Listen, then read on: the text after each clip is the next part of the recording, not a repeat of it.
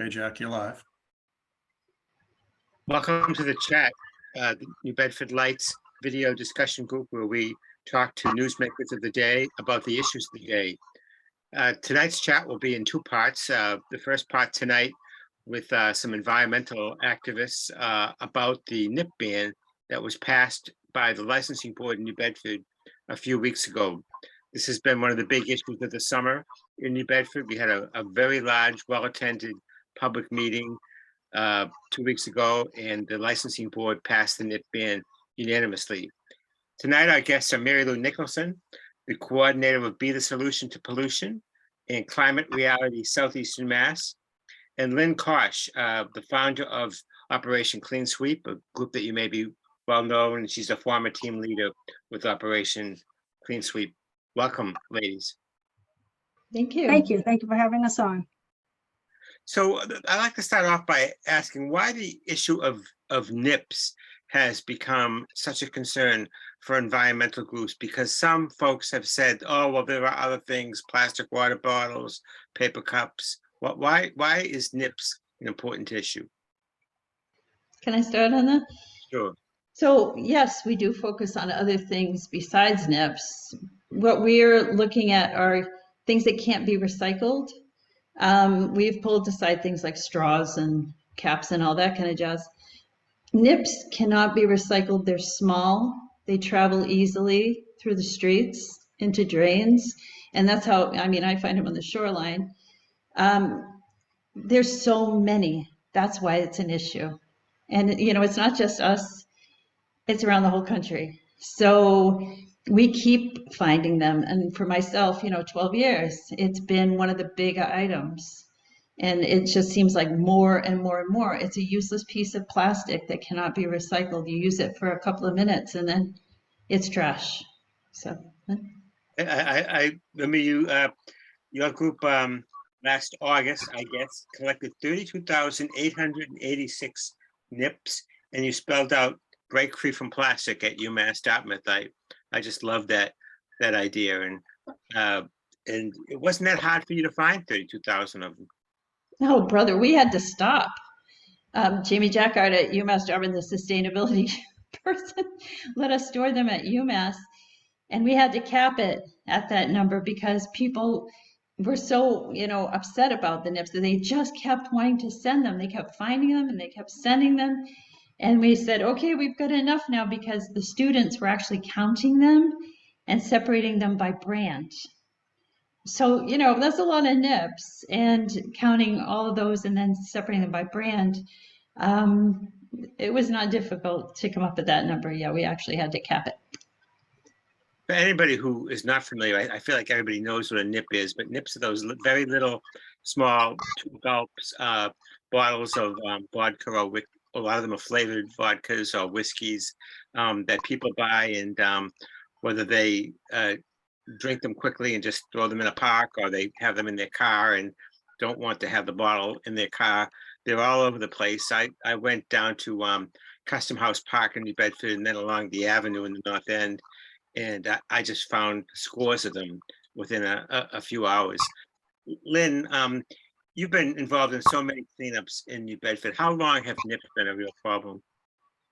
So Operation Clean Sweep started in 2006. So this is the 17th season that we've cleaned volunteers throughout the city. It's a grassroots organization, all volunteer. Have been cleaning up over 87 tons of trash from New Bedford. The nip litter, it feels like it came about as soon as nips became available in the liquor stores, and I'm not sure what year that was, but I have literally stood ankle deep in nip bottles at the corner of a street in one of the cleanups. It was an unbelievable sight. And as we know, in New Bedford, it's windy, and when it rains, things get washed into the storm drains, and then they end up right in our own beaches in some cases because of the combined sewer overflow. So NIPS have been a problem for years, and we have felt helpless to do anything about it. Mary Lou and I worked together on the expanded bottle bill campaign back in 2014, and it failed miserably. And that would put a 5-cent deposit on water and Gatorade and all those other drinks that don't have it right now. So having a nip ban in place is very helpful, because those nips are no longer going to be able to be thrown onto the street. I had forgotten about that expanded water bill. Why did that fail? Well, cities and towns voted, and only a couple of towns in Western Mass voted yes. So through the state, it failed. And we didn't- also, yeah, and the the big bev- bottle beverage companies, they have Yeah. so much money that they could spend on their campaign. I think it was $7 million that they spent Yeah. back then. On Yeah. advertising? And so Yeah. if it's recyclable, you're less apt to find it, right? If you can recycle it, it will probably not end up on the street. But if there's a 5-cent deposit or 10 on it, that's going to get picked up, and it's going to be brought back, and it's going to be recycled. And when you talk about it not being recycled, then even if they make it to the trash, they're going to the landfill, which is filling up fast. We're going to run out of room in our landfill soon. So where's all this garbage going to go? Now, explain to me why they can't be recyclable. Is that because the machines that recycle things, they're too small, that they can't, they're not designed for? Yeah. Right. They fall through the machinery, they're too small. Yeah, so even if it was glass, it would still fall through the machinery, glass and plastic. Some of the city councilors were saying, oh, well, we just need to put a 5-cent deposit on the nips, and then people will collect them. But even if you collected them with that deposit, what would you do with them? Well, first of all, how would you collect them? Right, so you would have to have something set up, because you can't use the reverse vending machines for nips because they're too small. So if you're going to, if you needed that in place, you'd have to have those retrofitted. Otherwise, you have to set up, places for them to be returned. So, and also, there's always going to be the thing about there's alcohol in there, right? So you're still going to have people drinking and driving, throwing them out the window. They're not so concerned about the 5-cent, 10-cent. We're hoping to get it to 10-cent. I testified at the last updated bottle bill hearing, and we're hoping to get it up to 10 cents. But anyway, that did come up. That's for bigger plastic bottles, though, right? Yeah, right. Because so the 10-cent, but they do have nips in the updated bottle bill. But the debate was, what are we going to do with them? They're too small to go through the reverse vending machines. Okay. You would have to invest in updating those machines, or you would have to have a way to return them. Is this why the legislature really hasn't done anything about this? They're still debating, yeah. They really just need to look to Maine, because Maine has updated its bottle bill to include nips. It has, okay. So if the whole state of Maine can do that, then anybody can do it. Okay, so if they did have this deposit and they included the nips, that somehow they redesigned these machines, I'm skeptical, as you've described it, they're trash. But my concern is that I see these documentaries about all the plastic that's in the ocean. Mhm. And I saw for myself when I went around the nips in the storm drains. So I know some of them are getting there. So even if we had this, would it work? Right. So what's going to happen to those if they do get redeemed, if they are brought back, what's going to happen to them? Where are they going to go? The thing is, we have way too much single-use plastic. We have gone over the tipping point. It's ridiculous. You use something for a couple of minutes, and then it's in our environment forever, or or it gets buried, or it gets burned. Even bottles. Okay, that's great. Water bottles can be recycled, but even they reach an end of life, and then they're downcycled. It's a material that never goes away.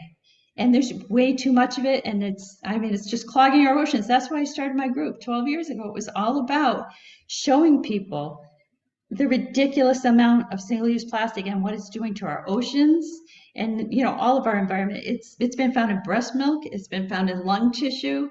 I mean, on and on and on, you know. I mean, I keep, you know, I have meetings with endocrinologists. There's endocrine disruptors in plastic. So it's a bigger problem. It's not just they look bad. Yep. It's a major problem. Yeah. When this debate was raging in New Bedford, people were saying all kinds of things. One was that this biodegradable plastic now is that even a No. thing? No. Plant-based plastic. So the problem with that, I can tell you just for New Bedford, it has to be in industrial compost. The problem is if restaurants have it and it's not going directly to industrial compost and heated, I think it's to 500 degrees, it acts like plastic. So if that plastic gets, the bio-based plastic gets into the ocean, it acts like plastic. It can still get into the guts of, you know, marine life, and it's there. So the only thing that's actually good is actual compostable things. Anything that can break down in your backyard. So cardboard that's not treated, or bamboo. You know, like Ireland, they use bamboo for all their takeout, you know. But the bio-based stuff, no. Well, I'm old enough to remember when everything was in glass bottles. That's how old I am. And when I was a kid, there were two things that you had a lot of that you don't have as much of now. You had glass broken everywhere because you had all these glass bottles, and you had dog feces on the sidewalk because there weren't lease laws yet. So these people that are proposing going back to glass, is that a viable solution? Well, it's better than plastic, I'll tell you. The reloop situation where you have the refill, it is working in places. People are returning their beverage containers, you know, their takeout containers, and it is, you know, it's been proven to work. It's much better. It's much healthier. I mean, do you want your kids drinking out of something that's not filled with plasticizers and toxins, or just straight ahead glass, you know? Aluminum is infinitely recyclable. Water bottles in aluminum. You know, sometimes we forget a water bottle and the kids have aluminum that we have for backup. That's fine with me. You know, that's infinitely recyclable. So there are certain materials that are just healthier and more recyclable. Lynn, some of the city councilors have suggested that part of the problem is that we don't have enough trash barrels and we're not picking them up often enough. Of course, when I ask the city about that, they say, well, you know, we had to hire more people to pick them up more often and more trash barrels. Is that a viable solution, more trash barrels and picking up more often? Well, you know, any more trash barrels and picking up more often would help in every case, right? But the real solution is to get people to just dispose of them responsibly. That's the real sticking point here. Like, how did we get to the point where people will pick up after their dogs so quickly, but we can't get people to dispose of their trash and waste or recycle responsibly? I don't know what it needs to turn people to understand that, but there's always going to be a problem. Someone's always going to say there's not enough barrels. There's always going to be an excuse, but it comes down to personal responsibility. I have something that needs to be disposed of. It's up to me to make sure it goes to the right place. It happens at home, in businesses, and we're all responsible for our little part of the world, keeping it clean. We're not cleaning up trash that we threw down. Sometimes stuff blows out of the back of trucks by accident. Sometimes a paper will fly around your car and out the window by accident. But most of everything you see was put there by lazy people who don't have other things on their mind maybe and aren't caring about the environment, or just don't care. But it's not always intentional, but it's always a problem. Is that a mindset that we need to have, that when we see trash around our houses, I don't know, in our neighborhoods, that we need to be more willing to pick it up? Is that a mindset that would be helpful, or is that just enabling other people to continue to throw out their litter? That's an interesting question. So yeah, why not? Why can't we do the greater good, right? We're all living on this planet. We're all living in it together. We might as well help each other out. And New Bedford has that app you put right on your Android or iPhone, See Click Fix. If you're not in a position to be able to bend down and pick up trash, or you don't want to, or you see dumped items, you can just take a picture of that, and it goes to 9 different city departments, and the problem will get fixed by you just reporting it in that easy way. And you can track that problem through, and if the problem remains, you can keep that case open until you see that it's fixed.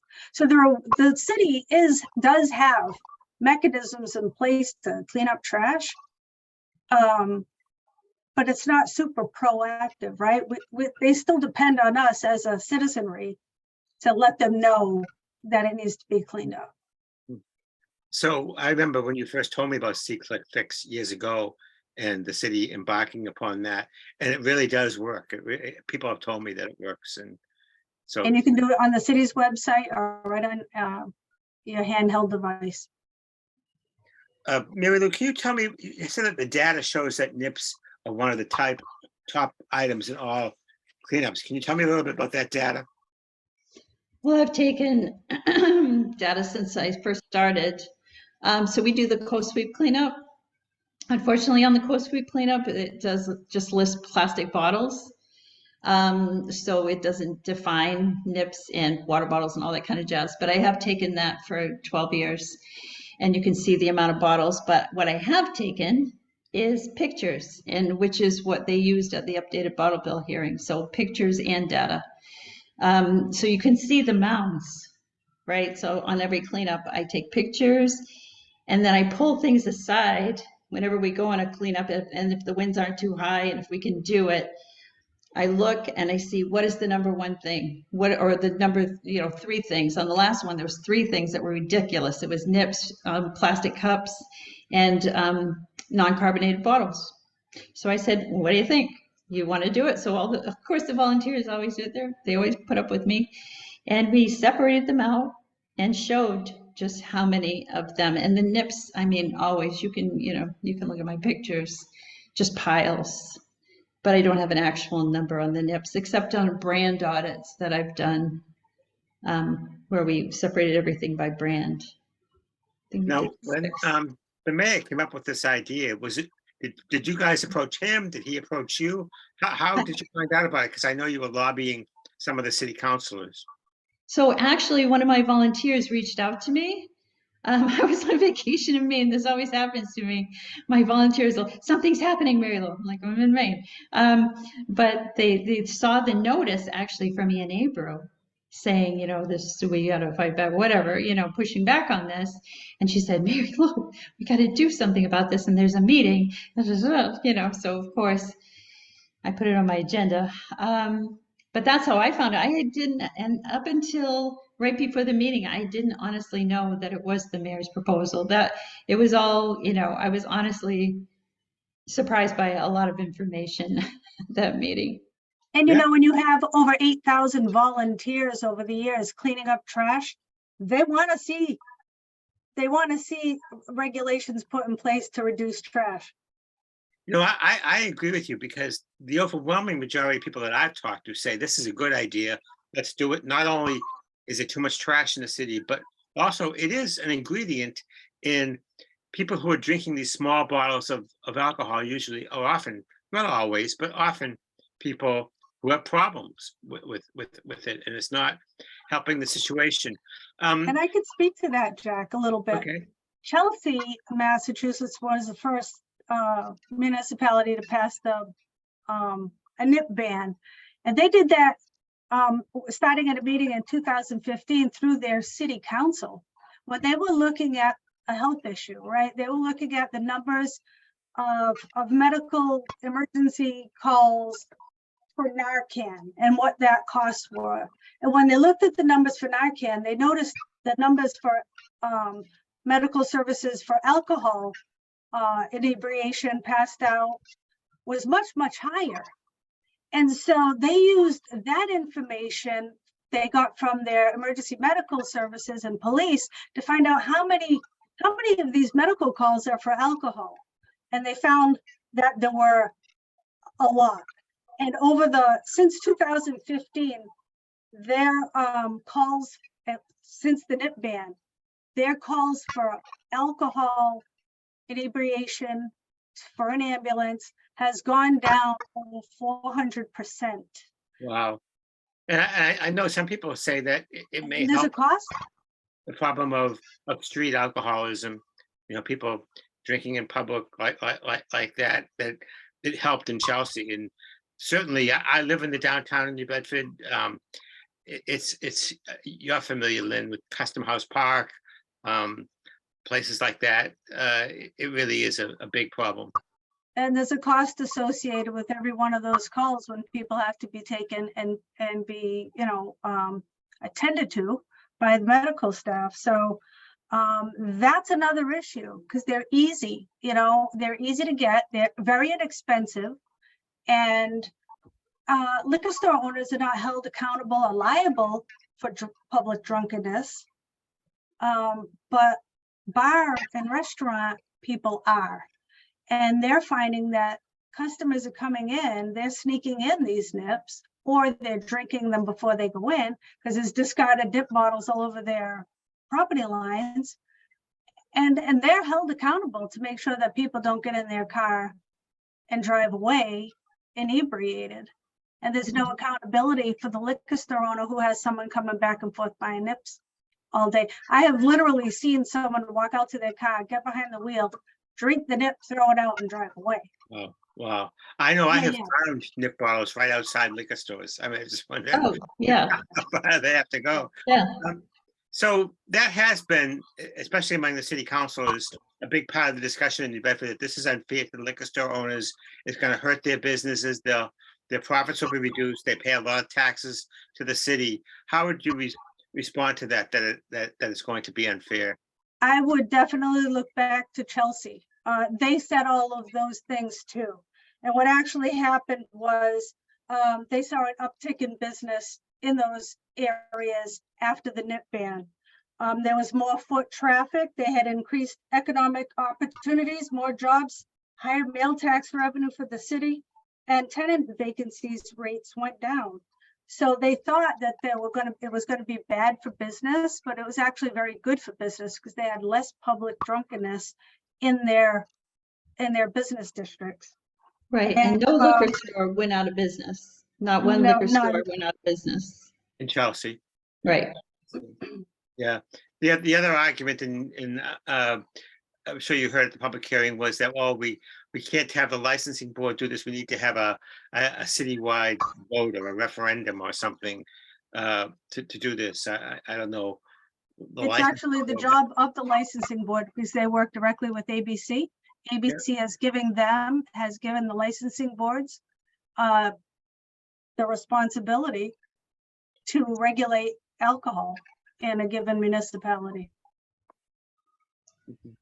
So where do we go from here? Do we once the ban will go into effect in 90 days, and is that just it, or is there still something to be done at the statewide level about NIPS, or is it what's the next step in this? Well, Jack, there's 11 municipalities in Massachusetts right now that have passed NIP bans. Starting with Chelsea, there's Brewster, a lot of places on the Cape actually. Fairhaven just passed theirs. Falmouth, Harwich, Martha's Vineyard, Nantucket, Mashpee, New Bedford, Newton, Wareham. The more municipalities that ban them, the more that are going to ban them. Yeah, Right. so can we solve this problem on an individual level rather than the statewide level? I think eventually it will be statewide, but Yeah, if we wait for the expanded bottle bill, you know, it's gonna take a much longer. Licensing boards have the authority. Town selectmen have the authority. So they Right. can bring this forward in different ways. Right, sooner the And it better. will reduce litter and public drunkenness. Right. Agreed. So you were saying the sooner the better, Mary Lou? I'm saying the sooner the better, yeah. Boston's looking at it right now. There's many other towns and cities looking at this right now. Obviously, everybody sees it as a problem. Otherwise, I mean, honestly. I just meant that the mayor has said, well, if the state enacts a deposit on the NIPS, he would be willing to rescind it. But until that happens, which doesn't look like it's going to happen anytime soon, he wants this NIP ban in place because he wants to clean up the city. And I would welcome the opportunity to help forward that expanded bottle bill, because we'd get all those other plastics off the streets too. Yeah, And so I do see quite a few plastic water bottles, especially. Anything, I mean, that seems to be a real problem to me. I don't buy them anymore because, you know, I just stopped. You know, I have thermoses now. I just wonder, what about the plastic water bottles? the same Well, thing, you know, that's it part will of the make a expanded bottle difference. bill. Yeah, because if you look at my pictures over the 12 years and you look at the piles, you can see that it's not the carbonated beverages that are covered under the bottle bill. And you know, we don't taint anything. It is what it is. People that come in the cleanups, they know it is what it is.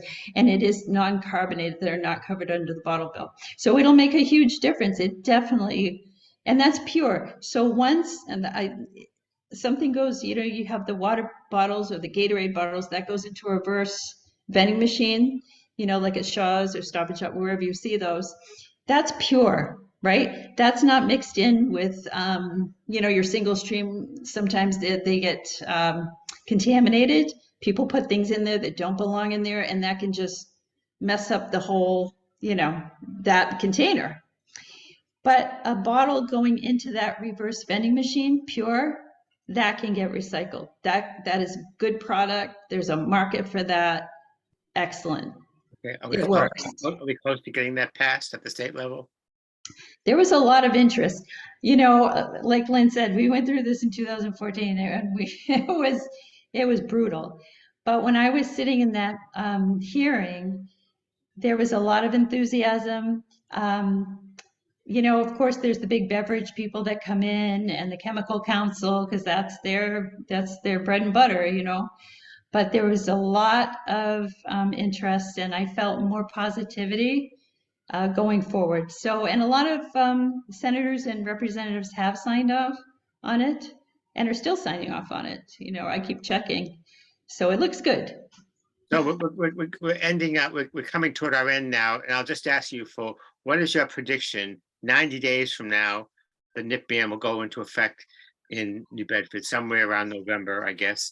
So what's your prediction for, I don't know, next spring? What will we see? I think we'll see a lot less NIPS on the streets.